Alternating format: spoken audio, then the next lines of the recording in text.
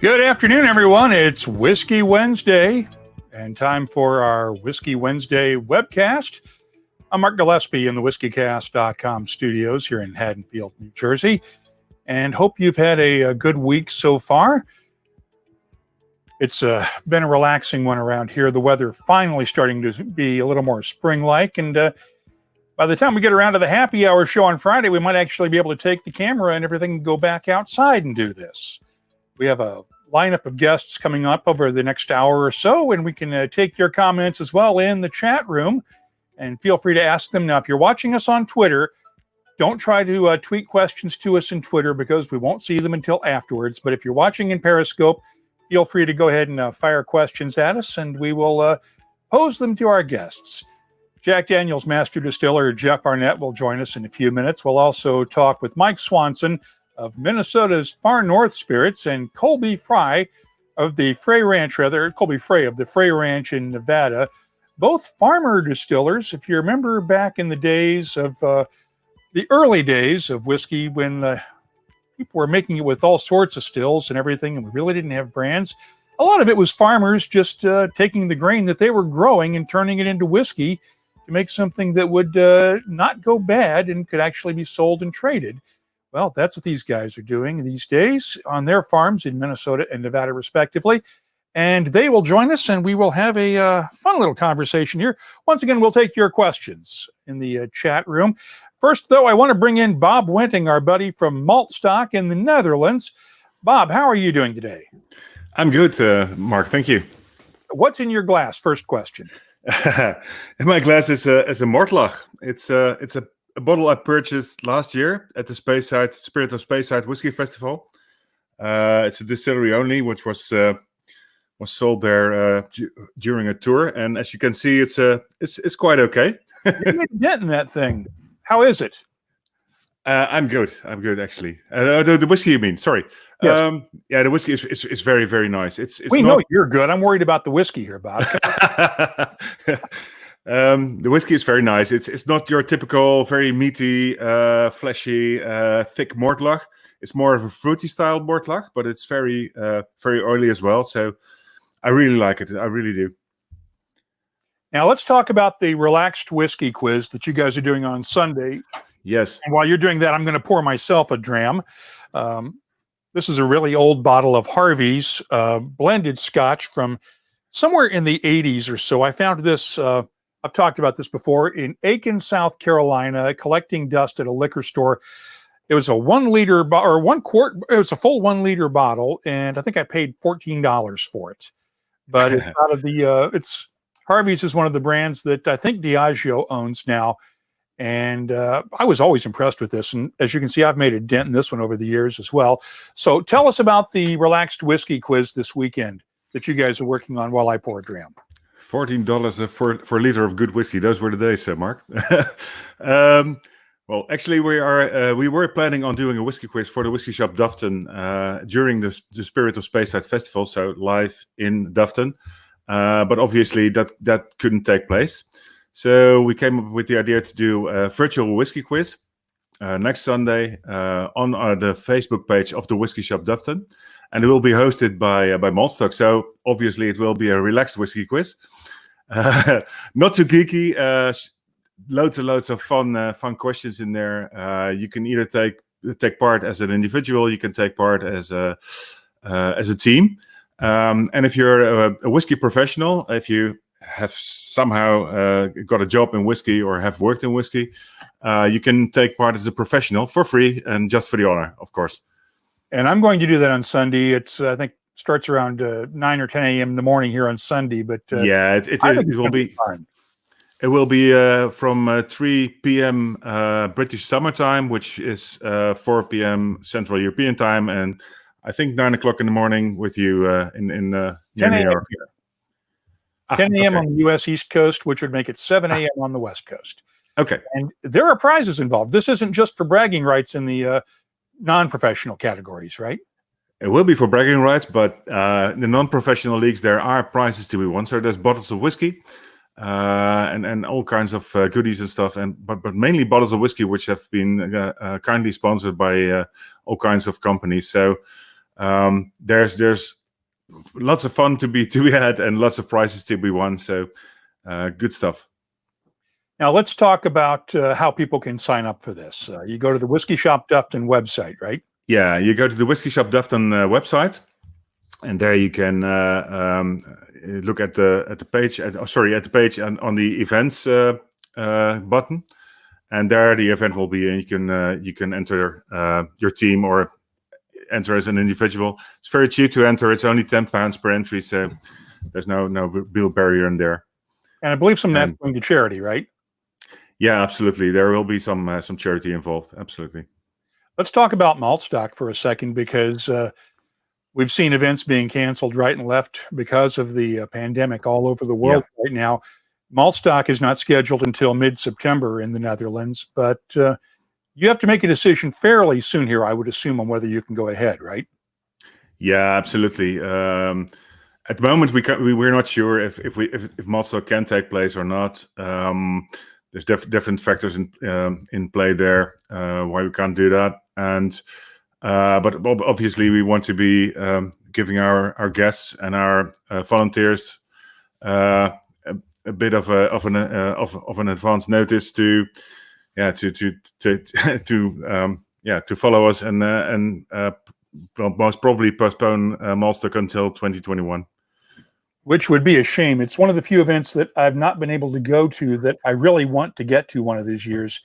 And one of these years I am going to make it. It usually always conflicts with our wedding anniversary, but this year it would have been about a week after that. And September is always one of my busy months because it conflicts. If it's too early in the month, it conflicts with the anniversary. Middle of the month, it conflicts with the Kentucky Bourbon Festival, which I usually go out to because of various events going on out there. Later in that month, the Whiskey Show in London, Whiskey Live Paris, things like that. But one of these years, I do want to get to Maltstock and sit around the campfire with you guys. Yeah, you're very welcome to come, but obviously you know that. And Maltstock, simply we are a very social event, so social distancing and Maltstock won't go very well together. We expect to have to postpone until 2021, but we're not sure yet. So. And when you get the decision, or when you have to make that decision, just let us know and we'll spread the word for you. And Bob Slancha, and thank you for joining us. Give my best to everybody with Maltstock, and we'll see you this weekend on the Whiskey Quiz. This is going to be, this should be fun. It will be fun. Thank you very much, Mark. Thank you, Bob. Well, that was Bob Wenting from Maltstock and talking about the Relaxed Whiskey Quiz. And if you're a whiskey trivia lover at all, and it doesn't have to be necessarily just Scotch whiskey, it can be any kind of whiskey, you really ought to sign up for this and take part, because it's usually one of the highlights that I hear about from Maltstock every year is sitting around the campfire, going through this trivia quiz, and people arguing over the answers, and then it just generally turns into an absolute blast. And I think you're going to be missing out on Sunday morning or Sunday afternoon, depending on where you are, if you don't take part. I want to bring in our next guest right now, Jeff Arnett, the master distiller from Jack Daniel's, where it's a little after 4 o'clock Lynchburg time, right, Jeff? Yes, it is. How are you doing? I'm doing great. I'm like everyone else. It just seems like the world has changed over the last 7-8 weeks. We're an essential business. A lot of the farmers that are around the distillery are dependent upon our byproduct that comes off the distillery to feed their cattle. So that was allowing us to continue to distill here. And then, of course, there was a shortage of all the sanitizers. We're doing our part there as well. We created some sanitizer and bottled it using our employees, and then began to quickly realize that plastic bottles with spray tops is not something that we typically do here, or we do very well. We got enough to cover our immediate needs, but we found two large sanitizer companies who were already in that business who just needed alcohol. So we were able to partner with one company that's just south of Nashville, and then one that's also just north of Atlanta, so up in North Georgia. So we have two companies that are taking all of our excess distillation capacity right now. So we're making the highest proof alcohol that we can. Normally with whiskey, we're not trying to produce a neutral spirit here. but we can push the stills to produce a higher alcohol content if needed. And in this case, of course, that was the character doesn't matter. If anything, they wanted to have a fairly neutral nose. This was not for drinking, so we're just trying to produce the highest proof, highest grade of alcohol that we can, and we're tankering it to them. Have multiple tankers leaving here each day. So, but we've been very fortunate that none of our employees have gotten ill. We did have a couple of people who were symptomatic who we immediately sent out for testing. They came back negative. We're in a very small county, of course. We're the second smallest county of the 95 that make up the state of Tennessee. We have had 3 people in the county who tested positive, but I don't think that most of them were not necessarily having a lot of symptoms. They weren't life-threatening. They just went and got tested out of curiosity more than anything else and came back positive for it. So, but we're hoping that we're going to get back to more of a sense of normalcy in the next month or so. We still have not opened up tours, which is, of course, a big part of the Lynchburg experience. I think we have people that are like kind of grazing around the square, some motorcycle groups. We're a destination ride for a lot of people who ride motorcycles, so a lot of them have still come to town, but there's no Miss Bobo's, which is sort of the historic old place to eat that's just off the square, is not open. We're not providing tours yet. And I think until we can figure out a way to give the tour and also to do, provide all the right safeguards for people, that we're not going to consider doing that. But clearly we want to get back open again and have people come and see us. That's one of the great things about being here in Lynchburg is we're sort of in the middle of nowhere. But we have people come from all over the world to see us. 300,000 or more people a year will come, and we ask them to put a pin in the map. There's a world map on the wall, and we ask them to pin wherever they're from. And it's just amazing to see all the different locations that those pins are placed. So we know we're sold in 170 plus countries. And I think probably at some point, all 170 countries will have come here. So it's great. But yeah, we're getting by, trying to take care of our employees. Just thoughts and prayers for everybody out there and what they're going through. There are many states other than Tennessee that have had this much worse than we have. And let's get a couple of comments in here. Chris London pointed out a live whiskey cast for my birthday. Happy birthday. Yep. Happy birthday. I got one. So Jeff, tell me what the economic impact you think is going to be on Lynchburg and Moore County, given that you're not going to have visitors around. I know it's the economics of it aren't your specialty, but not having all those visitors is going to mean a lot of people that a lot of jobs that are in question, right? Yes, we were committed to trying to find work for all of our employees, and we have quite a few employees here in Lynchburg who work more in marketing. They're more in consumer facing type of position. So we found work for them in the production area if they were wanting to work. So that was sort of our first concern. But we know that the businesses on the square are really suffering. I think they're hopeful that we're going to be able to create something at Jack Daniel's that brings people back to town. The state of Tennessee has opened up under the governor's guidance is that you can go to 50% of occupancy as a restaurant. So I think if we can find a way to regenerate some type of tourism here, it would help the businesses on the square for sure. But like I said, I think first and foremost, we just want to protect our employees and make sure we're protecting townspeople and just doing the smart thing. So I think the next couple of weeks will be telling, because the state started relaxing some of the guidelines in the last week or so. Our state now has more people who've recovered than we have active cases. So hopefully those numbers will continue, that the numbers are going down so that the opening hasn't created a setback for us. I think we're all concerned that could possibly happen. But from our standpoint, the 175, the largest bottle that we sell in the U.S., there's been a run on those. So the package stores are seeing, people are shifting when they go to the stores. They're kind of pantry stuffing. So the bigger bottles have been very popular. We normally, of course, we have a fairly significant business that normally would happen in bars and restaurants, and that is predominantly in the liter size bottle. So we're seeing, some bottles are moving very quickly. Some bottles are just, not moving at all.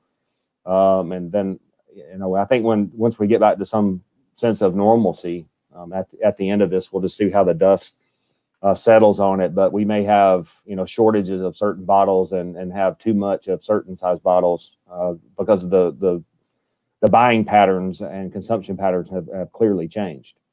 Are you able to keep up with demand production wise? I assume you're still bottling, right?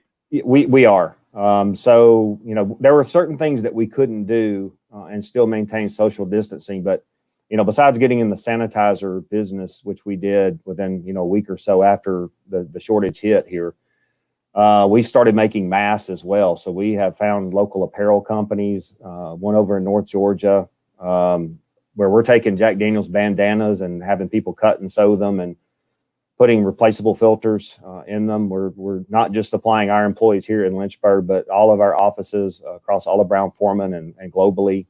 So we've got people, local seamstresses that got into, it was almost like a war effort in a way that people were firing up their sewing machines and helping in a way that they felt like they could.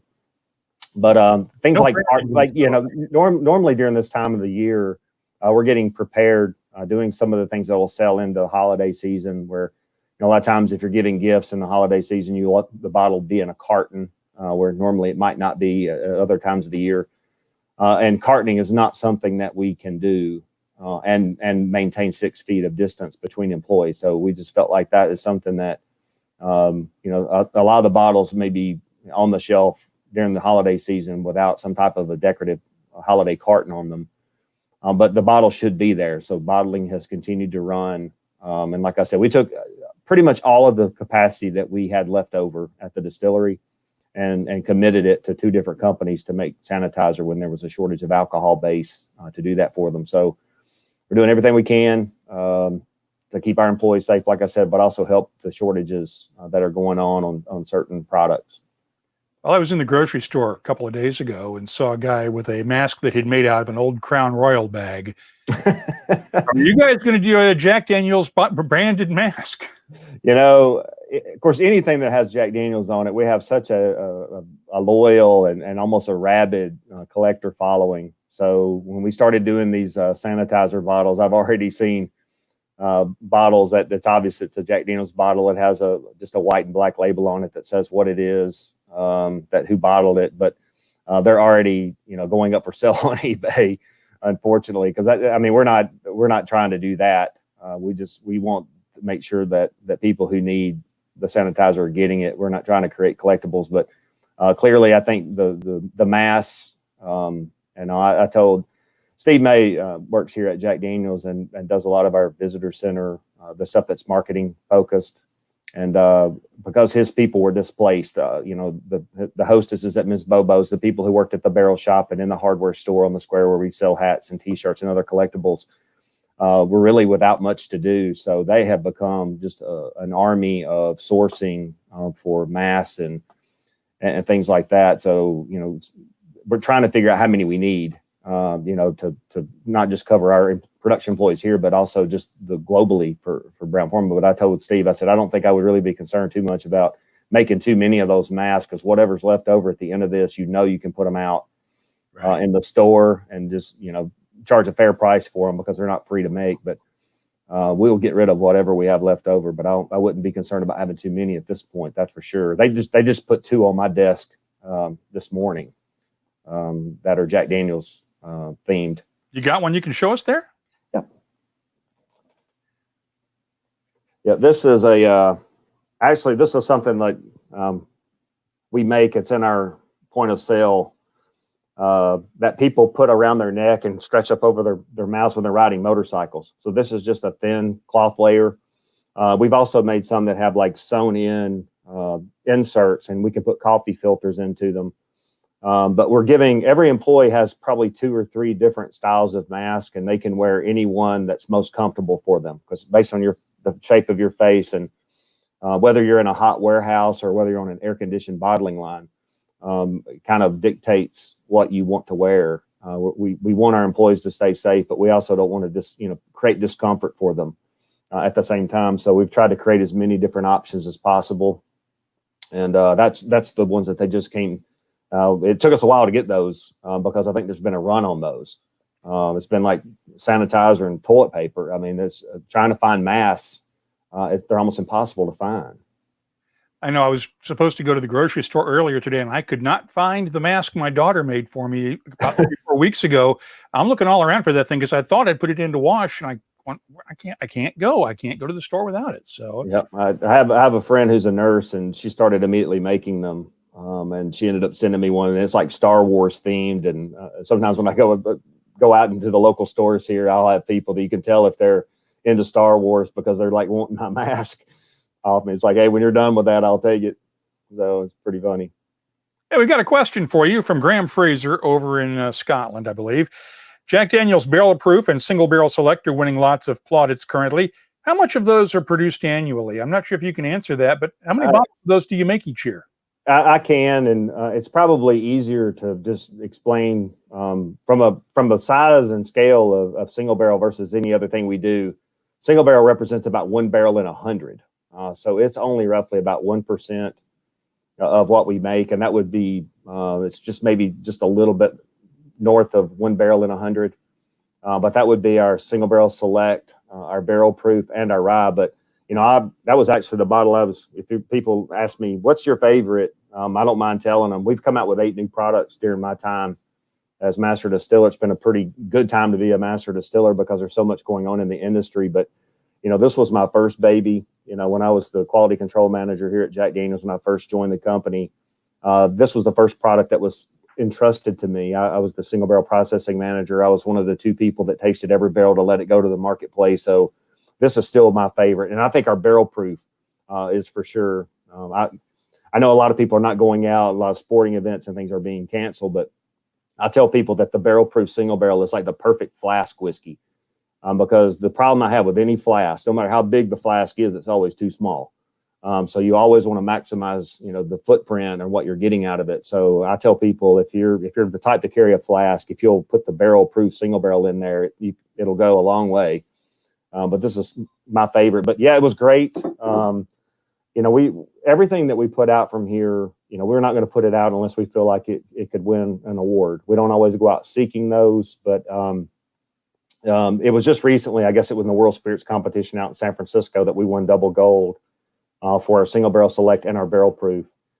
And the barrel proof is one that I think in particular is a standout. There's very few whiskeys out there that are coming out at 130 plus proof as that one does. I've seen it be as high as 138 coming out of individual barrels and deliver that amount of flavor, character, and do it in a way that's, it warms you up. For sure, but it doesn't sting and it doesn't bite. And most people would look at a proof that high, an ABV that high, and go, "There's no way I could drink that straight." But they're stunned when they realize they can. You want to go slow. You want to pace yourself and sip and savor with any good whiskey. But and clearly with that one, you'll want to start off with a little bit slow on it. But it's amazing how smooth it is at that high proof. Well, another question on that point from our buddy Greg Serafian in Paris, who wants to see someday a Gentleman Jack barrel strength, and he wants to make sure it comes to the EU as well. He's curious how it could taste like. Might we see a Gentleman Jack barrel strength at some point? I'm not sure if it was let me think about that one. If it was at Cask-Strength, I think that's somewhat, opposed to what you're trying to accomplish with Gentleman Jack. To me, Gentleman Jack was meant to be approachable. It's a combination of double. It's a full strength whiskey, but being at 80 proof and being double mellowed makes it a little bit softer, sweeter, a little bit more delicate. It's great for mixing. But I often tell people if they're new to whiskey drinking, but are looking at Jack Daniel's for the first time and want to try something, I always recommend Gentleman Jack as a good starting point for them. And it's not because it's beginner's whiskey. Like I said, it's full strength, but I think it is very approachable. That second mellowing in particular removes a lot of the finish. And for a lot of people, they're either going to, some people like a lot of barrel finish on a whiskey. Others, that's the reason why they don't drink much whiskey. So with me, Gentleman Jack sort of takes away one of those potential negatives that some people would say, I don't drink much whiskey, and here's why. It's the same way that they drink certain wines and don't drink certain wines. A lot of times it's not whether it's white or red, it's how much oak the wine carries, maybe how tannic it is.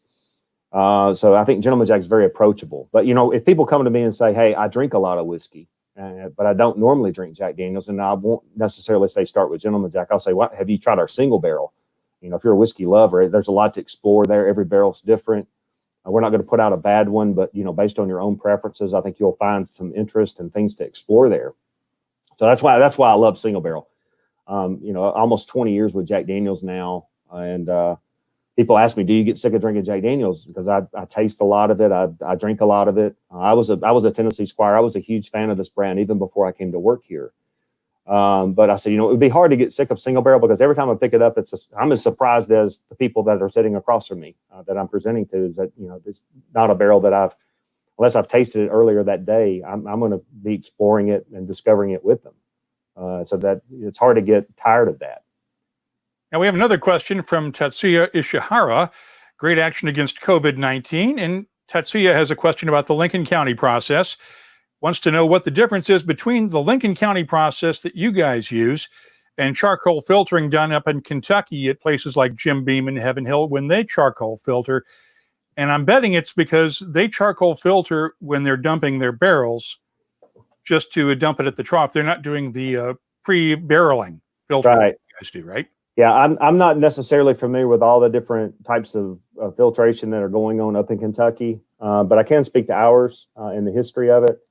You were talking about it earlier that there was a time that whiskeys weren't necessarily branded and they were traded more on a commodity basis. So you had, maybe Kentucky bourbon was sold, but it was like any Kentucky bourbon would do. But there was this whole category of Lincoln County whiskeys that existed even when there wasn't a Jack Daniel's brand. We've seen these old newspaper articles that kind of call them out as being something different than bourbon. From what we've seen here, who knows why Jack Daniel's was so, adamant about using charcoal and changing out the charcoal and all the things that we still do to this day. But I can tell you that if you don't charcoal mellow it, it definitely has a different character. Our distillate right off of the still is really nice. It has a lot of the characteristics of a bourbon because if you follow through our process, there's not any deviations. So Tennessee whiskeys are made pretty much on the same line as bourbon. The water, the grain bill, the distillation proof, all those things are pretty much being bound by the same federal laws. It's just once we're done distilling it before we put it in the barrel, we slowly drip it. We've chosen at Jack Daniel's to slowly drip it through 10 feet of hard sugar maple charcoal. And I would tell you that's a fairly aggressive treatment on it. It removes a lot of the fatty acids. It changes the mouthfeel. It changes the nose. It absorbs a lot of the bitterness corn is a sweet grain. So you kind of expect corn whiskeys to be sweet, but corn also tends to cover its own sweetness up with a lot of bitter elements that come off of fermentation, and they'll distill over into the product. It gives it a sort of a bitter aftertaste of cooked corn or roasted corn. The barrel is one way to soften that note. But what Jack was finding is that charcoal is much more efficient at doing that. What barrels might take years to accomplish, charcoal can do in days. So it's something that it's sort of unique about Tennessee. It's part of our heritage. And, the oldest of the Tennessee whiskey brands all did this to some shape, form, or fashion. And most of them were here in, we're in Moore County right now, but originally Lynchburg was considered a part of Lincoln County. They went back and a law was passed that if communities are more than a day's ride by horseback to the closest courthouse, then they built new courthouses and created new county. So the distillery was formed in the 1860s, and Moore County wasn't created until the 1870s. So originally where Lynchburg sits was Lincoln County, but now that's the neighboring county. But it definitely changes the spirit. It changes the nose. It sweetens the whiskey, but largely because it removes a lot of bitterness. So if that's what people are wanting, if they're wanting less bitters and they're wanting more sweetness, charcoal mellowing is a fantastic way to accomplish it. It's all natural. It goes in clear as water, comes out clear as water, but the nose and the mouthfeel are totally altered, and it makes Jack Daniel's something very unique in the whiskey category. Now we have a follow-up from Tatsuya. Is there going to be another Heritage barrel released this year? And he'd like to be able to purchase that in the EU and Japan as well. When do we get word on Heritage barrel?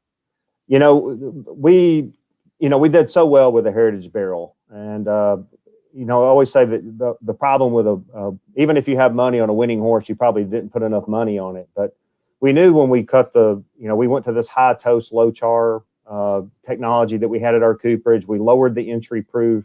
All of these things were directionally towards kind of extracting more of the sweet notes and I think when people tried the Heritage Barrel the first time, the notes that they were getting from it, and I think the most common thing, because a lot of writers wrote about it, it was the #3 whiskey, I think, at Whiskey Magazine that same year, was like pure butterscotch. I mean, it was just liquid candy. I mean, it's so sweet and so smooth. And even at 100 proof, it was just, you drop one rock in it and it's just beautiful whiskey.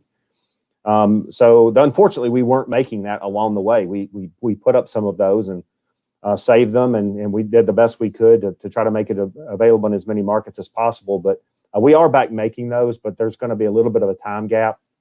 But what you can expect from us is that I think where people have enjoyed seeing these special releases of single barrels coming out from us in small quantities, something to look forward to. We have some great ideas and some great liquids that we're going to put in that Heritage Barrel space, even though they won't come from that high toast, low char barrel.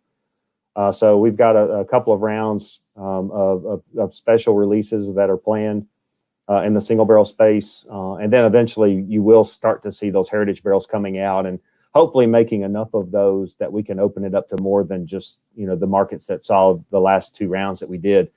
I mean, there were stores in our area who have pretty good markets for Jack Daniels, and the best they could do on the allocation was get 2 bottles of it. I mean, it was that highly allocated. And a lot of times when a store, gets something from Jack Daniels and they realize they're only going to get 2 bottles of it, they won't even put it on the shelf. Unfortunately, they just go ahead and take it to the back storeroom. And so, there might be some out there that haven't sold yet, but the people are being very patient with them and knowing that they're going to go up in value over time. But yeah, we're very proud of how that turned out. We're not just a whiskey maker, but we're a barrel maker as well.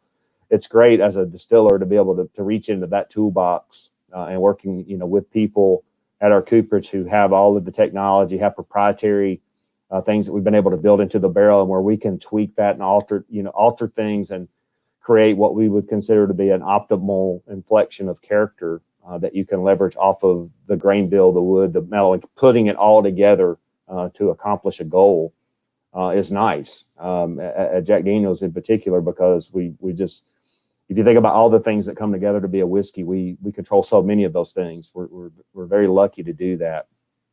I want to bring in a follow-up question from Derek McAvoy. Don't know if this has already been asked, and it hasn't, but would you ever put out a Jack Daniels age statement whiskey as opposed to one that's aged to taste? There was a time that I don't think proof or age mattered in whiskey. And Jack Daniels has seen times that it did and times that it didn't. I clearly agree that those have become, as whiskey has over the last 10 years or so really gone through a revitalization, that the ages and the proofs and things like that shoppers are taking their cues from those types of statements. So I'm definitely not opposed to it. It wouldn't surprise me if you don't see something at Jack Daniels right now. Because we follow the bourbon class and type, 4 years is sort of a nominal age that everyone's going to meet if they don't carry an age statement. So that sort of not having an age statement is also communicating something about age. We like the flexibility that we go in and we taste things, and we're not using an egg timer that kind of arbitrarily decides when something's going to be bottled, but we just go out and taste the product ourselves and we decide if it's ready or not. And we like the flexibility of being able to do that. But, we have barrels right now that are approaching 10 years old. So we kind of age to accomplish what we want to accomplish, but it isn't always communicated on the label as to what it is. It's based on what people's preferences are and what they like. So I think some people would be surprised that they would be tasting a 4 or 5 year old whiskey and thinking it was more complex, more mature, better drinking whiskey than sometimes an 8 or a 9 year old would be. So sometimes putting that age on there can actually work against you. You just want people to enjoy the liquid. You just want to put out a really good product. And, but like I said, because I think it's gotten more and more relevant, it's gotten more and more important, higher proofs, age statements. I think if you look at what Jack Daniels has done just in the last few years, you're seeing our proofs on a lot of our bottles going back up. And that's simply, high proofs used to be a killer for a brand. People viewed them as tough and hard to drink. And we, like I said, we've been around a long time. We've never compromised the quality of what we produce, but we've tried to make adjustments to just stay relevant with the consumer base that was out there. Give people what they want and what they enjoy. But never changing the process, never changing the grain bill, always making every drop in one spot. There are certain things that I call the sacred cows of Jack Daniel's that we've never ever had a serious conversation about changing. But clearly age statements and proofs and things are things that can change from one bottling to the next. And I'm not opposed to them for sure. One final question before I bring our other guests in. You guys are doing a series of live concerts on Friday nights on the web. We are. And El King is up this Friday night. Yes. And I've not been able to set in on most of them because I'm not on any social media channels. Excuse me. I was on Facebook once upon a time, and it got to be pretty bad. That I really appreciate how much people love Jack Daniel's, but I could not. There was not enough time in the day for me to answer all the questions and things that people would send to me through that channel. But yeah, we have people lined up. We've had I know Ashley McBride was on not that long ago, and Chase Rice kicked it off. He's such a great guy. He's been doing a lot of stuff with our Tennessee Fire brand, but just a phenomenal young guy, a great talent, just he good people. I've told him that. Once you've spent a little bit of time around people, I've had a chance to. His father passed away, unfortunately, about 10 years ago, but was able to meet his mom and spend some time out on the lake with him when he came to Lynchburg and just hang out with him, and just what a wonderful person he is. And I think we've got Morgan Wallen, I think, is coming up. I'm a big country music fan myself, and Morgan Wallen is obviously a Jack Daniel's fan because his first song that he ever hit with mentions Jack Daniel's in it. And I think everything that's gotten radio airtime for him has a little bit of a whiskey theme to it. So he's a whiskey guy and obviously a Jack Daniel's fan. And I've not had a chance to meet him yet, but I may try to find a way to get in to that particular show because I would love to hear him do his thing. Some people, you can pull some strings. But yeah, I mean, trying to stay social while we socially distance. We've just done a commercial that kind of shows people trying to do that. Where you're kind of doing virtual sips with people. We're doing it within our own brand team. We got people all over the world and trying to do calls each week where we can get together and talk and make sure everybody's not just physically okay, but this is mentally stressful for a lot of people too. Just making sure that everybody's is okay, and if they need a reassuring word that they're getting it from us, that we're all in this together. We're going to get through this. We're hoping sooner than later, and hopefully with as few deaths as possible. It's just tragic. I never thought I would see something like this in my lifetime. I just really, but we were, talking about it, our economy, we were doing great. Everything's beautiful and wonderful. And all of a sudden it wasn't. And it was just a flip of a switch. It's just amazing how quickly things can change. But there's never a bad day to be at Jack Daniel's. I will tell you that. My worst day at Jack Daniel's was still a pretty good day. And so after 20 years working for the company, there's no other place I'd rather be than right here. So I'm actually in my office today, and we just have a skeleton crew of people here in the offices, but trying to take care of our production employees and make sanitizer, make alcohol, bottle, make sure that we're not going to have shortages down the road. Well, I want to thank you for your time, Jeff, and thanks for joining. It's my pleasure. It's been my pleasure. Thank you for having me on today. Our other guests now, Mike Swanson from Far North Spirits up in Minnesota, 10 miles or so south of the Canadian border, and Colby Frey from the Frey Ranch Whiskey Farm in Fallon, Nevada. And guys, before we get into the specifics on what you guys have been up to, I've got a question for all three of you about grain. What are we seeing as far as potential shortages this year of grain if the farmers that are already struggling with the economy and lost export sales and other issues are having trouble getting out into the fields?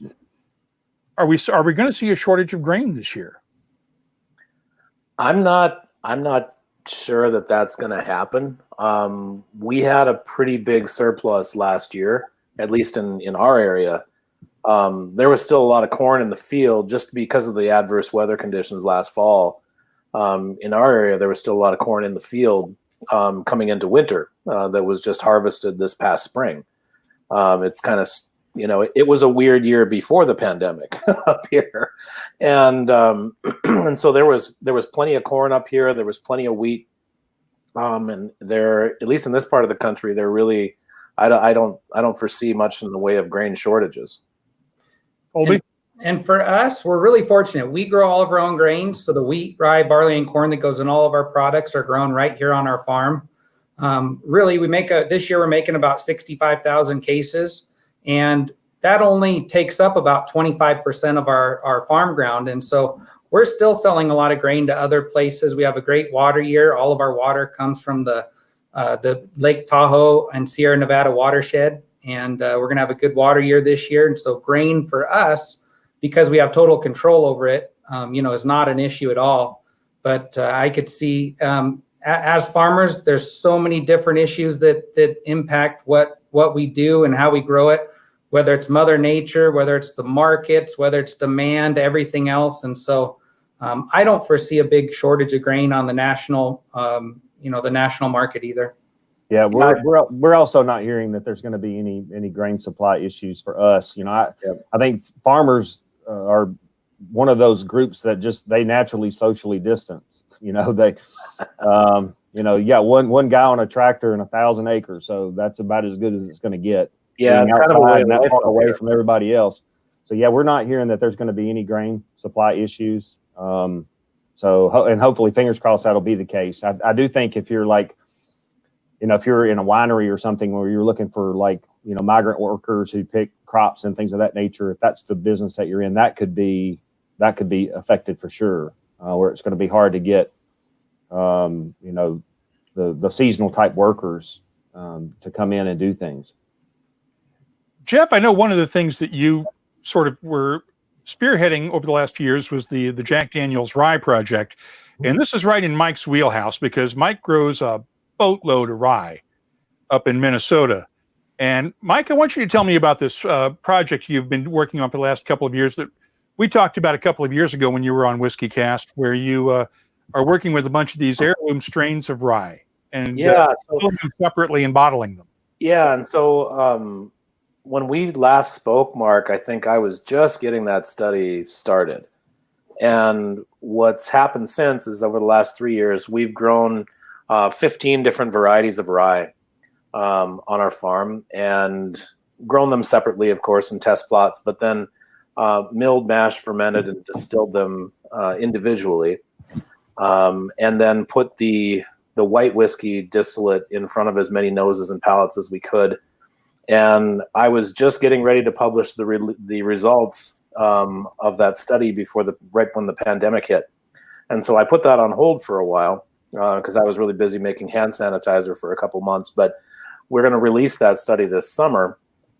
And what we're finding is that we can show very statistically significant differences between different varieties, all other things being the same, that the variety is going to impact the different flavors. Now, that was just the white whiskey because we didn't want to introduce all the variables of barrel aging. And so we just did this with white whiskey. And there were some clear standouts. But then we barreled some of the extra white whiskey and let it sit. And then when we cracked open barrels, we were very surprised because I was thinking that the barrel would kind of roll over some of the differences we saw between the distillates, right? And so what we found was that those differences became amplified. And for example, what I was sipping on while you guys were talking was this from our Seed Vault series. And I'm going to move that so you can see it. And that variety, so this is 100% rye, but the variety is called Oakland. And Oakland was a variety that was released in 1993 by Oklahoma State University. And we grew it. It's not very well adapted to Minnesota because it was bred for Oklahoma. And so it didn't do very well in the field. We milled, mashed, fermented, distilled it. It didn't taste that great coming off the still. And so I was thinking, well, that's probably a good thing. I won't have to grow this stuff again. And then we cracked the barrel open. And now what I have here is more resembles about an 11-year Glenfarclas somehow. And I have no idea how that happened. because there's no reason why this should taste like Scotch. But it's actually quite lovely. And so here we go again. Guys, what's a research project without a call for more research? So I'm going to have to dive into now, okay, what happens when these varietals are aged in barrels from the same cooperage, from the same day, from the same shift, and sat next to each other on the same rack. We're seeing some really, really interesting differences between these varieties, and it's been pretty revelatory. We have a question that any of you can handle from Tatsuya again. Does terroir have impact to the taste of the mash? I'm betting it does to a certain extent, and it's only amplified in maturation. Am I off base there, or what do you think? Absolutely. I think it does. And it has a lot more. Terroir is also how it's grown, the types of fertilizer that are used. Like Mike was talking about, there's thousands of different varieties of each type of grain. And there's so many variables. And that's why, like for us, we plant several different varieties. We take tests of several different varieties. Typically, we'll plant 2 or 3 times more grain than we actually need. And we'll send off samples from different areas in the field and actually kind of cherry pick which parts of the field we actually take for grain. The rest might just get sold on the open market for cattle or anything else. But there's really a big difference. And there's a saying that you can't make good wine out of bad grapes. It's the same with anything. You really need the better inputs you have, the better outputs you have. And so that's why I think it's so important to know where it came from and to really understand the whole aspects of everything, including the grains. And I think, we were talking about rye earlier and how exploring those different varieties and how they can create different nuances of flavor. That's been going on with barley for a long time. And we can see it, normally we're looking for what a brewer would consider a C or a D cut type of grain, something that's small, that's protein packed, because we're not looking so much for sugars out of barley. We need conversion power. We need it to be able to go in and chop up those starch chains into simpler sugars and to facilitate the fermentation process. So, but you can take, whether the barley was grown in dry ground, what type of variety it was, whether it was under pivots, under irrigation, almost take a sample of the barley as it's coming in the truck and smell it. And then if you change out those barleys in the distillate, you'll actually you can smell that grain in the distillate. So there's no doubt different varieties and where they're grown and how they're grown. All those things are going to create influences of flavor. So you have to decide, what is optimal, but there's so much to explore there. Even whiskeys that might even have very similar grain bills can be very different simply off of that one thing on where their grains are being sourced from and what particular varieties they're using. They look like they're the same, but you taste them and you realize, no, they're very different. Yeah, that's one area. That's one area of research I think that could be next, and it'd be a big one, is to now take some of these varieties and grow them in 2 different places and see if you get 2 very different flavors, or if in fact the flavor is still retained within the variety. I think it'll be really interesting to do that. I'd love to grow the variety that I grow for the bulk of our whiskeys is a Canadian variety called AC Hazlitt. And we've had great luck with it. It's really well adapted for our godforsaken climate up here in Northwest Minnesota. And so it grows really well in harsh conditions. It also has this nice big fat vanilla note and not quite as much of the kind of traditional rye spice. And so it has this very nice vanilla forward note to it. And I'd love to grow that in Nevada. And I'd love to grow that in Pennsylvania. I'd love to grow it in different places in the country and then distill it and see what happened when you put this variety in all these different places. Did it act the same, or did it in fact, was it impacted by the place? And I think that'd be fascinating to look at. Colby, you got a few acres. You can grow some AC Hazlitt. So every year we test with barley. We actually tested a winter barley. Now, most barleys are all planted in the spring, and barley's really vigorous, and they have a hard time growing winter barley in a lot of really humid and wet climates. Well, here in Nevada, we're the driest state in the nation. All of our irrigation water comes from flood irrigation through a series of irrigation ditches. We have almost every day is sunny, and so we're able to put the water on it when it needs it and grow it in a certain way. but we always grow a lot of extra barley. And what's really cool about it is there's so many varieties. There's 2-row barley, there's 4-row barleys, and fertilizer has a lot to do, as well as soil types and climates and other parts too. If you put on too much nitrogen, which usually really bumps up your yield, your proteins go up. So for distillers barley, that might be a great thing, but not necessarily. The brewers hate, high proteins, but us as distillers, we're actually using that to convert into enzymes during, in the malting process. And it's really amazing too. We malt wheat, rye, barley, and corn every year and make what we call a quad malt. So it's malted barley, malted wheat, malted rye, and malted corn. And it's amazing to see the differences on how they all malt in our malt system, because it's almost identical to what we see on the farm. And it's really neat to correlate that. Corn, it needs really high temperatures, and we don't plant corn. Actually, we're out planting corn right now on the farm. We don't plant corn until around May, because if you plant it too early, it's too cold, it doesn't grow well.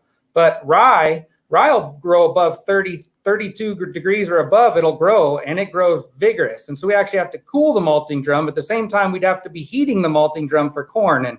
And that's why barley is so cool, because it's right down the middle. It's really easy to malt. It's really a kind of a forgiving grain in that way. And it's really fun to see all that.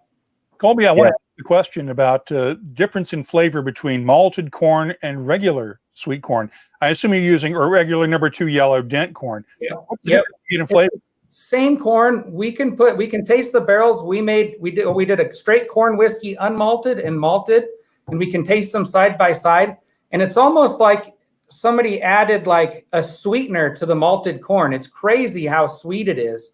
And it's like the mouthfeel is totally different, and it's so unique. The same thing with the quad malt. Now the quad malt, we did it in the same ratios as our typical bourbon, and we distilled bourbon the day before and the day after and put it in the same barrels from the same batch and everything. And it's amazing the difference in flavor that the 4 malted varieties contribute compared to just the normal traditional bourbon. And it's really fun to play around with that. We also did like smoked oat and rye and a lot of fun different projects like that. Just fun, unique things. But we mostly make bourbon. Yeah, and of course we normally use a number 1 yellow corn here. Very, for the weight you buy, you get big bushel weights, you get big starch potentials out of those, so it just makes us more efficient. We pay a premium to go to a number 1 yellow corn that's been dried and had all the shucks and cobs and all the foreign matter and things kind of taken out of it. But last year we thought it would be fun because it's been a long time. If we look back on our history, but years ago Jack Daniel's made a corn whiskey, and there's a couple of things about our process that make us, even though we're 80% corn, which is where corn whiskey starts, the laws say it can't go into a new charred oak barrel and it can't be subjected to further treatment of wood. So that kind of says if you can't mellow it and you can't put it in a new charred oak barrel and still call it corn whiskey. But we have some land. We're surrounded by farmland, and a lot of it was part of the Motlow estate, the Jack Daniel's nephews who he willed the distillery 2 years ago. And we have actual employees of Jack Daniel's who lease that land and farm it. So we found an old heirloom variety of white corn. It's a red cob dent white corn. We found literally, it was quite difficult. This is probably a better thing for Chris Fletcher to talk about, because he spent days on the phone talking to a small group over in Virginia that had taken this heirloom variety of Tennessee corn, and we're making largely just like little small packets of it for people to farm in their backyard. But we were able to get enough to plant a crop. And we begin to realize why people probably don't plant this crop anymore. It's 14 feet tall when it reaches maturity, and it's the stalk is about as big around as my pinky finger. So it tends to not be, if the winds come after it, it's going to wreak havoc on it. It wants to lay down very quickly. So we kind of knew some of that stuff going into it. So we planted it in a field that strategically had like a stand of trees all the way around it, that we felt like we could kind of take some of the wind shear off of it. But even still, we were very fortunate that we had one storm pass through. It was very late in the year. We were able to get everything out of the field before it damaged it. But we did actually a red cob corn whiskey in a special barrel, and we're excited. We don't have any plans to release that anytime soon, but we're talking about exploring grain varieties. But we really liked this red cob white corn. It's yes, it was corn, and we use a lot of corn, but it was different. It was sweet. And that's clearly what we want to get out of a corn whiskey. I've told people that, ideally, if it comes out of the barrel right, it should be like a kettle corn, is what I want it to have the character of. I want it to be simple, sweet, definitely having the corn notes in it. Mm-hmm. That was something when I started our project, I was doing this in close connection with the University of Minnesota small grain specialist, and I asked him about heirloom varieties of rye. And he said, well, look, he said, Mike, most of these varieties have been heirloomed for a reason. And he said they, especially in this climate up here in the North Red River Valley, he said a lot of your older varieties of rye are quite tall. They're 5, sometimes 6 feet tall. And in our area where it's flat as a tabletop and you have high winds, those varieties would lodge. They'd lay down and form like a mat in high winds, and it just wasn't very well adapted to the place. And so farmers over the years set those varieties aside in favor of varieties that were bred to have stronger stalks and more resistance to lodging. And so, I love the idea of heirloom, but my climate does not allow for weakness in grain. The grain has to be very tough up here, and so I can't indulge heirloom rye in this area very well. We were fortunate that if we had a total crop failure, then we would have just scrapped the project and moved on with it. There would have been a lot of tears shed over that because we were all excited about it. Yeah. But fortunately, like I said, we just had one storm and it didn't do enough damage. We were able to get the majority of it up and out and make whiskey out of it. We were excited to be able to do that. But that'll be the first corn whiskey from Jack Daniel's since, I guess, right after Prohibition was the last time we had it. Oh, that's cool. Yeah, I want to bring you into this for a second because we're talking about the climate in Minnesota. I need you to dispel a myth for us because I think when people think of Nevada, they think of the area around Las Vegas, just complete desert, nothing growing at all, rains maybe for 3 or 4 days a year. As you pointed out, you're up near the Sierra Nevada mountains just to east of Reno. You've got a little bit more hospitable climate, but I'm sure it's probably not the greatest climate in the world up there, right? We do. So we're in what we call it's the high desert. So we have a relatively high elevation. We're at about 4,000 feet. But all of our water comes from the Lake Tahoe watershed. And what's really cool about it is we have a reservoir. Everything's flood irrigated. And that keeps the water from filtering over the actual grain that typically grows at the top of wheat, rye, and barley, and then the middle of corn. And so we're not relying on Mother Nature. We only have a few rainy days a year. But through a series of rivers and our reservoir, we're able to utilize an abundance of water. And in Fallon here, it's called the Oasis of Nevada. And so we have a really large amount of water, a large amount of agriculture. And my family's actually been farming here since 1854. Nevada didn't even become a state until 1864. And so we've been continually farming. And the importance of that is over the years, my past generations have passed on what works and also what doesn't work. And that allows us to grow, our crops in a specific way. And then the other really unique part about our climate here is that by being in the high desert, we have really hot days and really cool nights. And it allows the plants to grow during the hot days and breed during the cool nights. And that adds a lot of complexity and it really creates high quality grains. And for example, we also grow on the remaining acres of our ranch that we're not making into grain. We grow a lot of alfalfa, and our alfalfa is so sought after that we're shipping it right now to Dubai, China, Japan, Taiwan, all around the world because it's such high quality that they can afford to actually ship it there. And we as farmers are so efficient in farming that we can still be profitable and ship it around the world. And so we can do that because we're in an ideal climate to grow really high quality grains, alfalfa, crops like that. We have really good soil and then really clean, fresh water. I'm assuming that's the alfalfa is used for horse feed. Yeah, horse feed, or I guess there's a few dairies in Dubai that they ship it all the way to, and a lot of dairies and all kinds of stuff. Yep. I know they're serious about horse racing over there, so it wouldn't surprise me if it wasn't going to feed some type of thoroughbred. Yeah. when you're talking about Dubai and Japan, I know the horse racing folks are serious over there in both those countries. Yeah. Colby, tell me why your family You talk about your family ranching out there and farming since the 1850s. Why did it take so long to get into whiskey for your family? That's a good question. I don't know why they didn't think about it earlier. We've always grown wheat, rye, barley, and corn. And for me, I wanted to find a way. I've always wanted to be a farmer since I was a little boy. That's all I wanted to do. And for me, what I wanted to find a way to really showcase the crops that I grow. And I feel like whiskey is the best way to showcase the crops, the wheat, rye, barley, and corn that I grow right here. And I feel like it's a big part of me. And so now I get to share it with everybody rather than just selling it on the open market or doing anything like that. I'm able to actually let people experience it and really create something that's a lot, has a lot to do with me. And so we've been calling the farm here the Whiskey Farm. And even on my business card, I want to be called the Whiskey Farmer. And I've always wanted to be a farmer. And this is the best way for me to let people experience what we're growing. Very cool idea. Mike, why did you get into making whiskey? I know you've been farming up there. Your family's farmed up there for a long time too, right? Yeah, not quite as long as Cody's, but my great-grandfather Gustav came over from Sweden in 1917 and started farming where we're farming today. So we've been there just over 100 years. And so I grew up on the farm, but I was in healthcare after college. I was a bio and chem major, and I was thinking I wanted to be an orthopedic surgeon. But it's a cliche, but it's true. You can take the boy off the farm, but you can't take the farm out of the boy.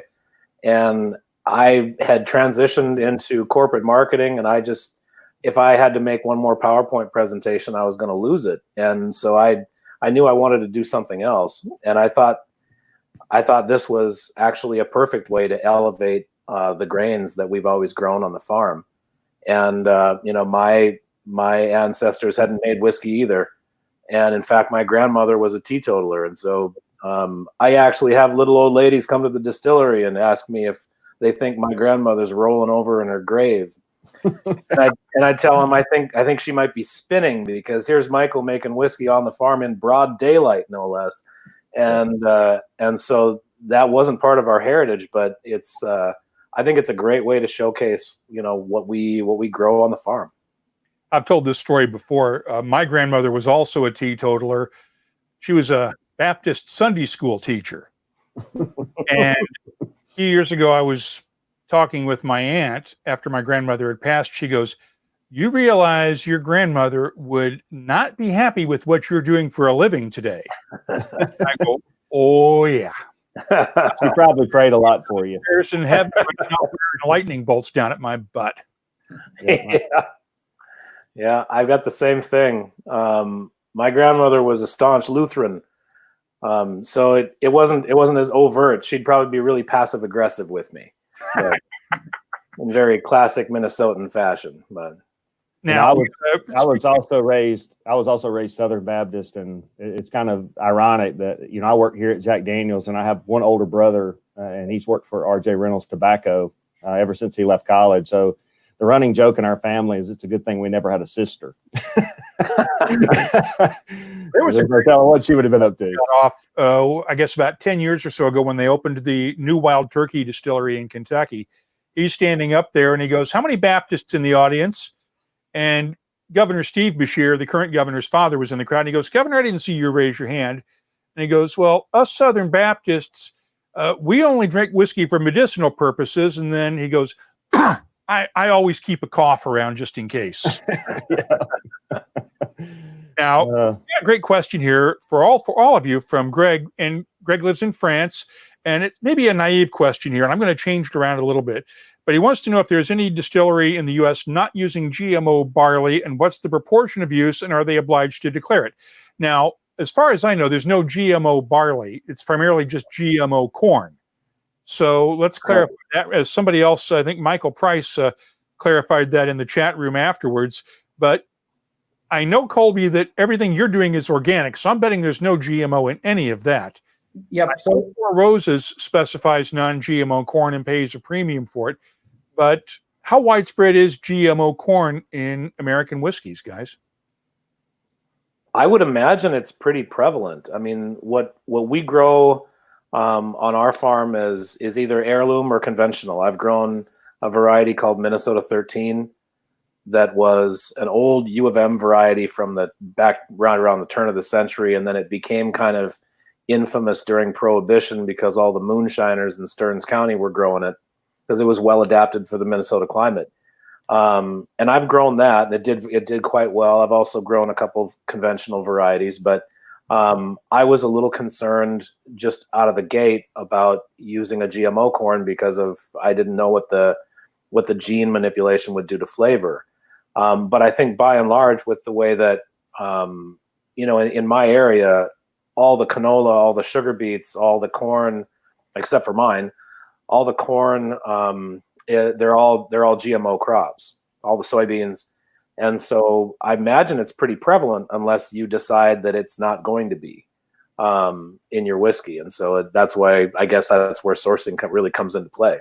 Yeah, I can tell you from Jack Daniel's standpoint that it's pretty difficult to source it, especially to the level that we need it. We do source some non-GMO. We run both. Long story short there. But I think when people get concerned about genetically modified corn, you try not to get in the technical weeds with them too much about it. But if you want to put your fears aside, from a science standpoint, corn is a substrate in the fermentation process. So all of its genetic material actually passes on in the byproduct. So if there is a genetic difference there, then it would be passing on that characteristic into the animal feed stream, and that animal feed stream is going to be GMO anyway. We could do everything here non-GMO, but we wouldn't really be moving the needle on the animal feed stream of this country. And from every other measurable standpoint, the genetically modified corn typically looks better. The things that they've built into that corn is that it's more drought resistant, it's more disease resistant, it's going to be Roundup ready. There are things that it allows it to survive the field so much better. So you don't have a lot of times if you get that non-GM corn in, you look at it and it just looks pretty pitiful and sometimes, and you paid a premium for it, but it looks damaged, and so that's just sort of the downside. I don't want to basically tell people that they're wrong for feeling the way that they do. They need to make decisions about their health. That's a personal decision, but I think the science supports that the non-GM corn versus GM corn from the distillate standpoint is not going to make a difference. Like I said, corn is a substrate. Its genetic material passes into the byproduct stream. Distillation serves as a firewall in a way to not allow that to pass through. I know I was answering this question on Quora.com earlier today about whether bourbons are gluten-free or not. And while I'm not a doctor and I'm not offering medical advice, everything I've been told by guys like you in the business is that when you start distilling the mash, all the gluten stays in the draft, in the stuff at the bottom of the still, and never actually makes it into the alcohol content, because the alcohol evaporates and it's essentially pure when it evaporates. So while you can't call it gluten-free unless you go through a boat certification process for it. It's like being, a lot of people will say that distilled spirits are, kind of inherently kosher. But unless you have a rabbi come and look at the system and say that you are, then maybe you aren't going to be able to claim that. But yes, there's no gluten. Even if you've got wheat in your fermentation, none of that is going to pass through into the distillate. So yeah, that gluten molecule is huge. Yeah. And so that's just not going to make its way, up out of the pot. It doesn't. Beers, you worry about that stuff, but with distilled spirits, you don't have to worry about gluten. Yeah. Got a couple of questions along the same line, and we'll go with one from H of X House of York. Do any of you factor crop failure into your plans, and how do you mitigate the risk? Because Colby, I know you and Mike both depend on your own farms for your crop. Yeah. So I'm assuming that it's going to be more of an issue to you, because Jeff, I know you can always go buy on the open market if you have to. Yeah. And we always factor it in. We always plan a little bit more than we really need. And then, like I was saying earlier, we kind of cherry pick the better stuff. And we've never had a total crop failure, but our yields might be lower, or certain parts of the field might look different or whatever. And by planting extra, we always factor that in. And then we always grow and even harvest for our annual production. We always want to have about a half a year's extras worth of whiskey sitting in inventory, just to give us a little buffer and make sure that we're not taking any of the grains that we maybe wouldn't normally take for the distillery, and we just want to do everything the right way. And that's like going back to the GMO conversation.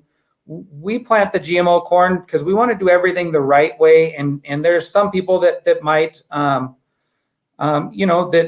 have feelings about GMO. And we want to do, from the beginning, we've said, it doesn't matter if it costs a little more money, it takes a little more time, we're just going to do it the right way. And so we've grown a lot of GMO corn in the past for cattle feed and everything else.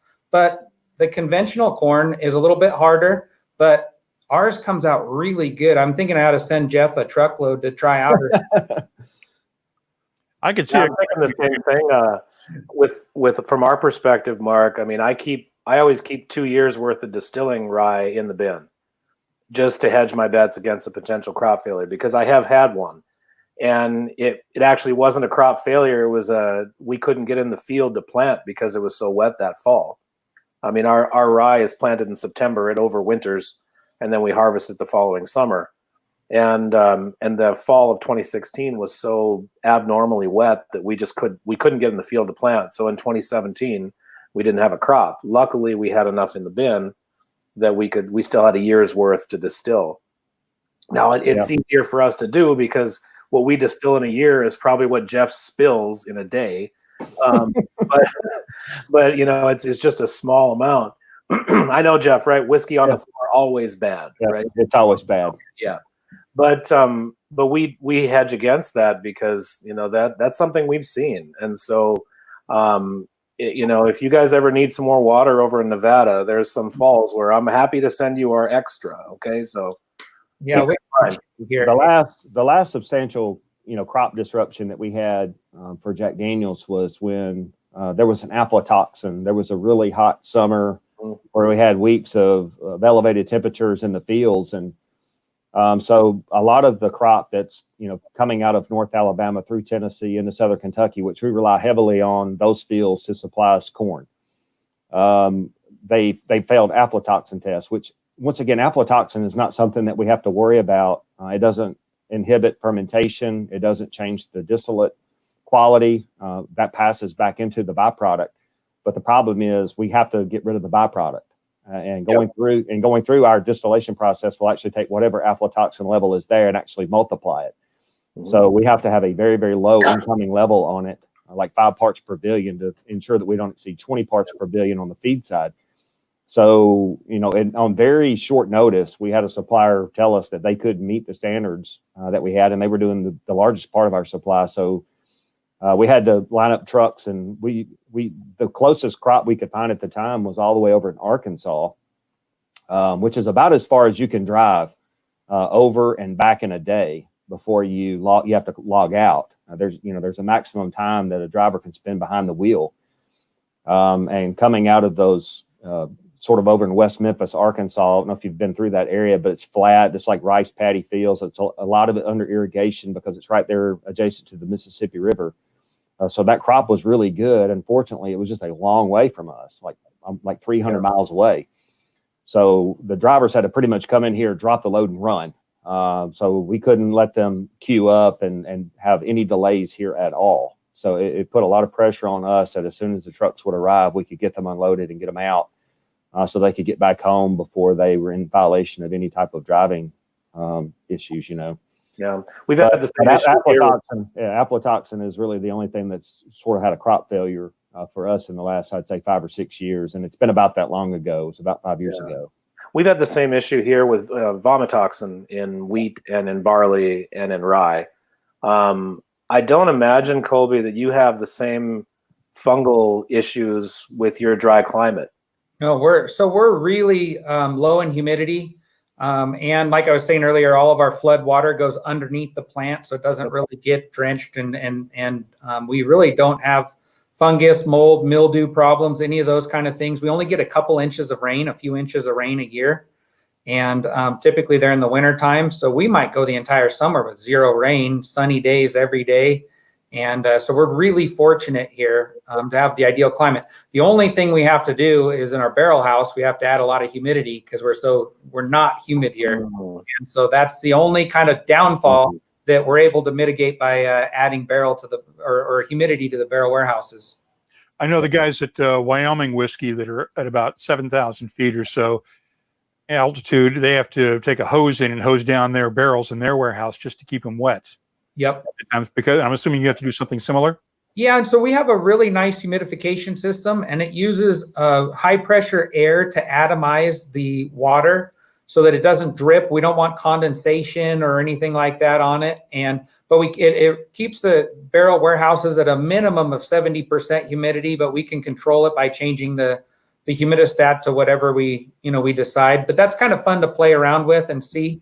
But there's a big difference in loss of alcohol or loss of water. So at high humidity, you actually lose more alcohol, which sounds like it'd be bad, but we would rather lose alcohol and have to add less water to get it down to bottle strength than lose the water and have the proof go up and then have to add more water to have a less concentrated, more diluted, final product. And so that's why humidity to us is really important. And that's the only thing that we're lacking. We have extreme seasons. So we have really cold. It gets down to 0 for a week or two in the dead part of winter. And it gets up to 100 for a week or two in the hottest part of summer. And then everything in between. We go to a lot of distilleries and they talk about how they have 4 distinct seasons. And here in our climate in the desert, in the high desert, we laugh because sometimes we have all 4 seasons in one day. It's really crazy around here, which is great. And it's kind of fun. One of the things I've always been curious about is the impact of altitude on maturation and whether whiskey matures faster or slower when you go up in altitude in a rickhouse, or depending on where it's located, between, say, someplace in Tennessee where you guys are relatively close to sea level compared to, say, even Minnesota, and then compared to all the way out in Nevada, out in the high desert. It would be interesting to just sort of gauge the differences in the same whiskey in the same kind of barrel matured in 3 different environments and see. Yeah. So the science would suggest that you're going to get more or a faster maturation at sea level than you would at high altitudes because atmospheric pressure would play a role in, whiskey is expansive in nature. So when it gets hot and cold, but atmospheric pressure is also kind of applying a pressure to that. So as you go up in altitude, you would be softening the effects of that, if that makes sense. Yeah. I hope somebody's writing this down. We've got a bunch of research projects we got to pursue just based on this conversation. So, well, but definitely we were talking about humidity and stuff like that. If you look at, we have like 3 different styles. We have over 90 warehouses here in Lynchburg, and they're scattered throughout the hills, and some are on hilltops and some are on hillsides and some are out in the open plains. Some, have a lot of unobstructed airflow. Some of them take sun from morning to evening, while others are, only taking it for part of the day. I actually love that about, not every warehouse being in the same type of environment. If I go into the ground floor of a warehouse that's on a hillside, a lot of times that first floor is very humid. It feels like you're almost in like a root cellar. And if you check the proof on those barrels over time, they'll have lost proof. So they'll be more like a Scotch whiskey type of maturation there. Then if you go up in the warehouse, you'll start to see, deeper soak lines, higher angel shares, but also the proof going up. And having the option of being able to pull barrels, to make batches that include both of those types of barrels, but then also to isolate them, to make different products out of them is fun, to be able to leverage your warehouse and your maturation environment to get what you want out of it. I brought Bob back into the discussion because he's been sitting off here silently for the last hour or so. And yes, I have started throwing some comments in. So, Bob, you got any questions you want to throw in here? Well, I didn't know about humidity controlled warehouses actually. So that's really interesting. As you might know, I'm a brand ambassador with those guys, the Scotch Whisky Society. We're doing a lot of training at the moment. And a couple of us have been to the US the past few months and been crawling around warehouses and distilleries. But I've never heard about humidity controlled warehouses. So that's very interesting. Yeah, and our warehouses are not, of course, they're not heated or air conditioned. The only thing we add is the humidity. Yeah, and that's just because we'll have 8 or 10% humidity a lot of times, and I think I looked it up, and you guys in Tennessee and Kentucky and probably Minnesota too have quite a bit of humidity. I think the average is like 70 or 80%, and that's where we're really lacking in that one area out of everything, which actually benefits us on the grain growing side. And so I'd much rather have to humidify a warehouse than have to deal with all the other problems that we might end up with in the growing in the field. Yeah, we see really significant fluctuations in that. We'll see anywhere from down to 25% humidity up in the upper 80s during the summertime. And then we see, because we're north of where they film parts of the movie Fargo. So if you can get it, just to paint a picture for you, we see temperature fluctuations year on year of about 130 degrees. And so we do see a lot of fluctuation in our warehouse. We don't insulate or heat it either. But luckily we see enough humidity that we don't have to humidify our warehouse. But it's been a few years ago, but a guy had called me and continued to call me. And the concept, he had a company, and he was claiming that he had what he called moisture-free humidity. So I finally just broke down just to get the guy off my back, and I invited him in, and we set up in a conference room, and he brought the unit, and he put water in it, and he plugged it in, and the thing was like dripping water all over the floor of this conference room. And I said, I think we're going to pass on that. I don't know if we were still in beta trials or what, but he needed to go back to the drawing board with it. It was not delivering on the promise of moisture free. It created a puddle of water in the floor of the conference room that we had to mop up. One quick note here. While we're all griping about the weather in our various regions and all that, Tor Christensen is way the hell up in Norway, up near the Arctic Circle at Aurora Spirit. And he's going, there's still snow here. We can't sow the ground until next month at least. So whatever we're dealing with, it could always be worse. So any final thoughts? Bob, you got anything else you want to throw in?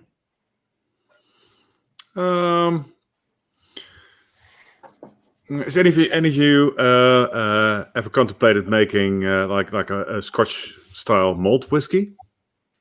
Yeah, I've actually my malt house, my maltster is an hour south of us, and he's a farmer with a malt house, and so we get along really well because he's basically doing the same thing I'm doing, making a value added product from what he's growing.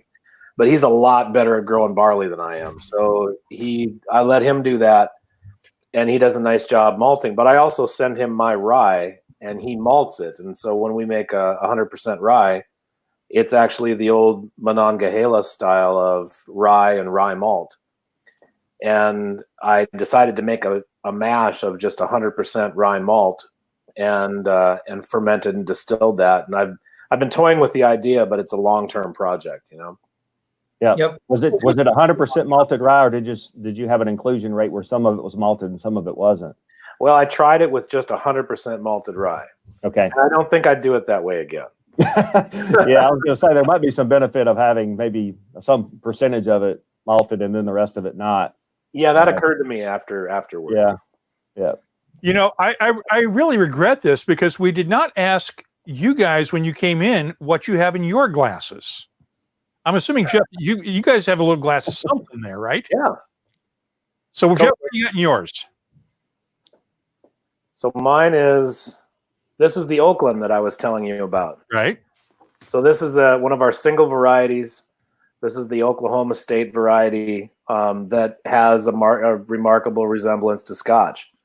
And it's 100% rye whiskey. But some kind of magic happened in the barrel, and I ended up with Glenfarclas. So don't say that too loudly; they're litigious over there. Yeah, just keep that on the down low. But Jeff, what's in yours? Very little. Actually, what I was, I brought the bottle of single barrel because people always ask me what my favorite is, and that's my favorite. But the one that I had been sipping on tonight was, we actually have a product called the Number 27 Gold. It was our first double barrel product from Jack Daniel's in a toasted and charred oak barrel, and then also in a toasted maple barrel after it had been fully matured in oak. So double barreled and double mellowed, and love how that whiskey turned out. But it's typically at 80 proof. So I had a sort of an experimental sample that we were working on with some maple stay finishing done at 100 proof.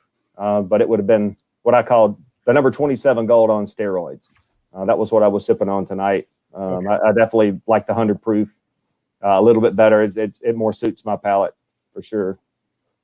And Colby. I'm drinking our soon to be released 100% rye whiskey also. And it's, like Mike's, it's 100% rye, which is very, odd. We figured that out the hard way. We always wondered, why don't people do 100% rye? And we heard it got really foamed up, and it got really, sticky. It's foamy and it's sticky. It's not. You stick your finger in there and you pull it together, and it sticks to your fingers. Well, we said we're going to be smart, and we're going to put a little bit of anti-foam on the top and go home and go to bed. Well, we came back to the distillery the next day, and there's about 3 inches of rice snot, and the entire bottom of the, hooked up the floor drains, did everything, Yeah. Yeah, I tell people that there's foam, and then there's big, mean, angry foam. Yeah. And certain grains produce the big, mean, angry foam, and you need to be ready for it. Yeah. So since then, I think we got a good hold on it. But that was from this year that we're drinking right now. It was about a little over 5 years ago. And, but we're really proud of this one. We were also talking about malt. We also made a single malt, and we want to grow all of our own grains, and we do. And we malt all of our own barleys and everything. Well, I wanted to try a Scotch style whiskey. So we actually even made our own smoker where we smoked our own single malts. And we actually took and made, we have zero peat here in Nevada, if you can believe that or not. Oh. Yeah, weird. We got lots of dirt, lots of farm ground. And so we actually took decomposed corn stalks and put them in these bread pans. And I mixed together some powder that came off the still, like the corn dust that comes off the still, and made like a paste. And I mixed it with these corn stalks, and we pressed it in a big press in bread pans and made our own blocks of peat that we smoked our own, 100% malted barley that was grown right here on the site too. And we're really excited about that. That one's only about 3.5 years old right now. So it'll be a couple more years before we bottle it. But we've done a lot of really interesting, kind of crazy experiments that are in the pipeline, but kind of fun for us to do. We're whiskey farmers. We have stubbornness issues. That's it. Yeah, we can't just make. That's what's funny is we make primarily bourbon, but we're wondering why is bourbon and Tennessee whiskey and everything the most prevalent whiskey in the United States? Well, we made every other kind of whiskey and every way you could make it, and we realized all these other things are kind of a pain in the ass. And no wonder bourbon's easy and Tennessee whiskey's. Those mash bills are way easier than the 100% rye or the 100%. We made an oat whiskey, 100% oat whiskey. Oats are 60% hulls. So the hull is the protective coating that goes around the actual seed. It's almost like a husk. And all of those hulls floated to the top of the fermenter and made it look like a muffin top, just a muffin on the top. I actually could walk across this thing. It was so hard on top of the, on top of the fermenter. And we're like, no wonder nobody makes oat whiskey, But since then, because we grow our own crops, we've found a variety of oats that's called naked oats. And it's a hull-less variety of oats that don't have the hulls. And so we're able to use those and and they work a lot better. They're a pain in the butt for other reasons now. It's weird. They put like a little coating of rubber on everything they touch, and it's really odd, but fun. Yeah. I will tell you what, there is nobody that comes to even approaching farmers with ingenuity when you guys have to come up with a solution for something. That's the fun part of it. Yeah. Well, it's absolute necessity. In Australia last summer, and we went down to visit Belgrove, where Peter Bignell makes some outstanding rye whiskey. And I'm going to have to post some video of this because you would not believe what he's using to do the peat smoking on his whiskey. He's got one of these double-decker washer dryer things where he rigged up the top end to spin the barley in while he burns the barley in what used to be the washer, or the peat in what used to be the washer part, and funnels it up through there. And I'm looking at this and I'm going, oh my God, how the hell does this thing work? But the whiskey works. I mean, truth be told, I also saw a hole in his still patched with duct tape too. And I'm going, does the fire department know about this? And he goes, yeah, I'm on the fire department. It's okay. Sounds familiar. Yeah. Video of this just to prove that this actually happened. But yes, I mean, when it comes to farming and distilling, I mean, there's nobody that comes to ingenuity and coming up with some, what I can just only describe as wild ass ideas for solving problems like farmers. You guys ever come out to the ranch? I can show you all kinds of stuff that we did that we had to because we don't take no as an answer. We want to do everything right. And if we want to do something, we figure out how to do it. We're not going to just say, oh, darn, we don't have a smoker, so we're not going to smoke, our own barley and create this single malt, and we did that in a lot of different areas. In our distillery, we designed it all ourselves and really built it and thought it all out. And we did all of our own plumbing, electrical. We had a contractor come and help with the actual structure part of it. But it was really neat because we learned everything from the inside out. And that really helps us to operate it and really understand it a lot better. And I want to point out, Matt Wooler is down in Australia, and he's been to Belgrove, and he is seconding what I'm saying. It is insane, rusty, and just out in the open. He has seen that thing. Florian Burkhart points out naked oats are working great.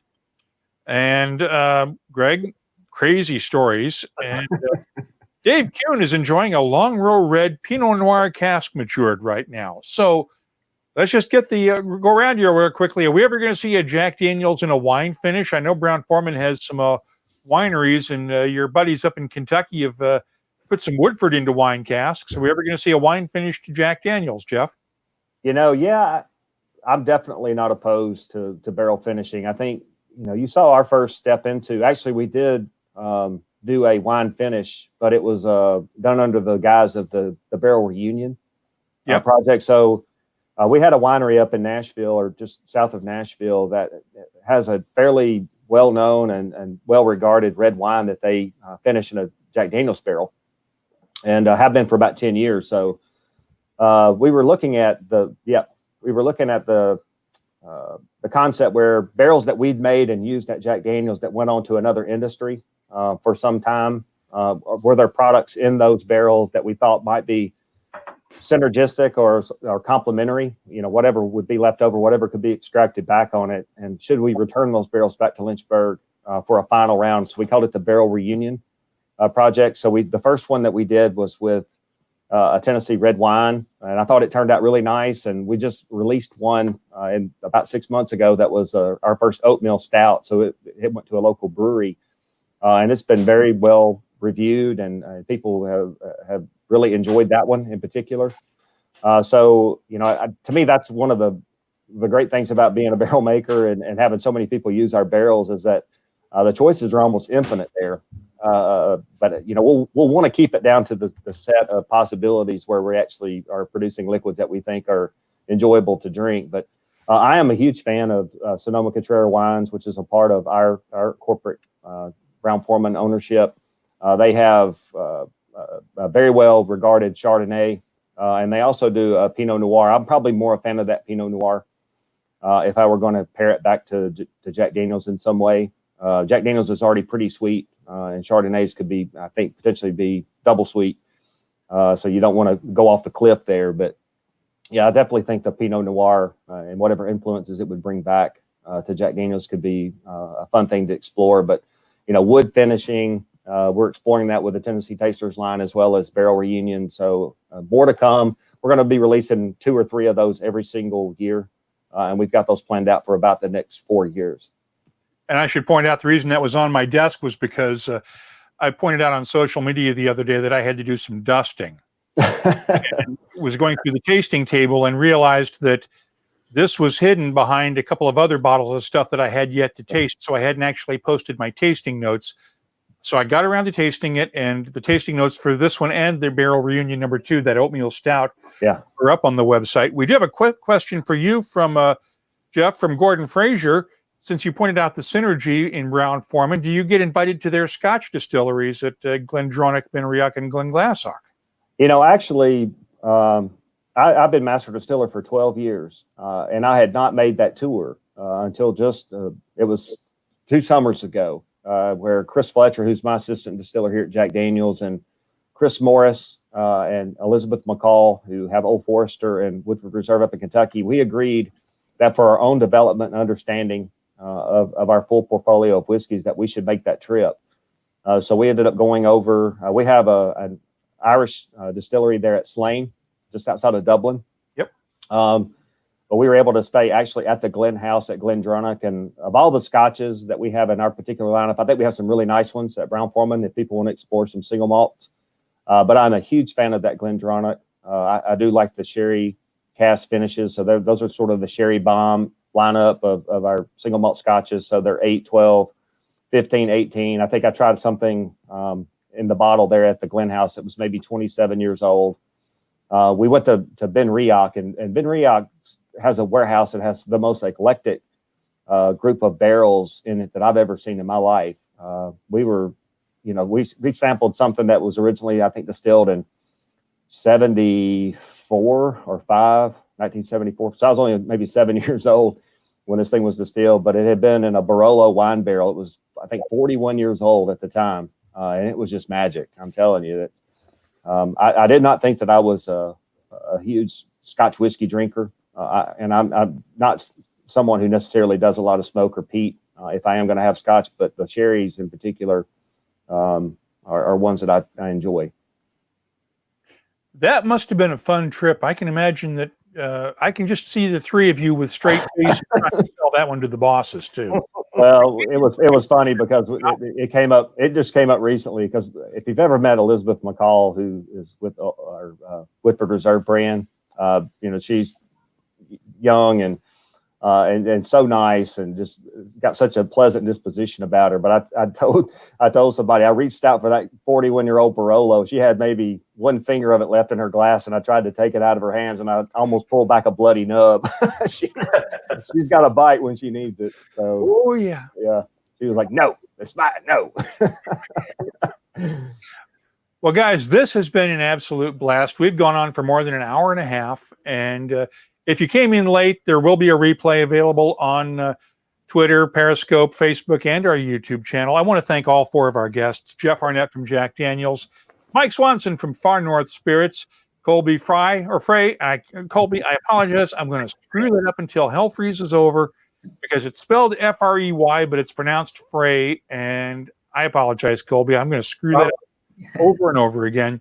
Bob Wenting from Maltstock, and Bob's beaten Nijmegen into me in the Netherlands, so I can get that right, but I can't get Frey right. Or Frey right. What did I say? Okay, guys, thank you very much for doing this. Hang on a second here. I'm going to say a few goodbyes, and don't forget to join us on Friday for the Happy Hour show. We have our usual whiskey writers panel lined up for Friday. We have the one and only Maggie Kimbrell joining us from Louisville, who is the content editor for American Whiskey Magazine and writes all the whiskey American content for Whiskey Magazine as well, or coordinates it all, along with Neil Ridley and Joel Harrison Greer. Sometimes you can't tell them apart. Guys are always joined at the hip from Cask-Strength creative writers of a bunch of award-winning spirits books on whiskey and everything else. They will be on our writers panel on Friday. Join us at 5:00 p.m. That's 5 p.m. New York time, 10 p.m. London time, 2 p.m. on the West Coast. And I hope you've had fun with this. Tell your friends about it and join us on Friday for the Happy Hour webcast. I'm Mark Gillespie, and sláinte, guys. Stay safe.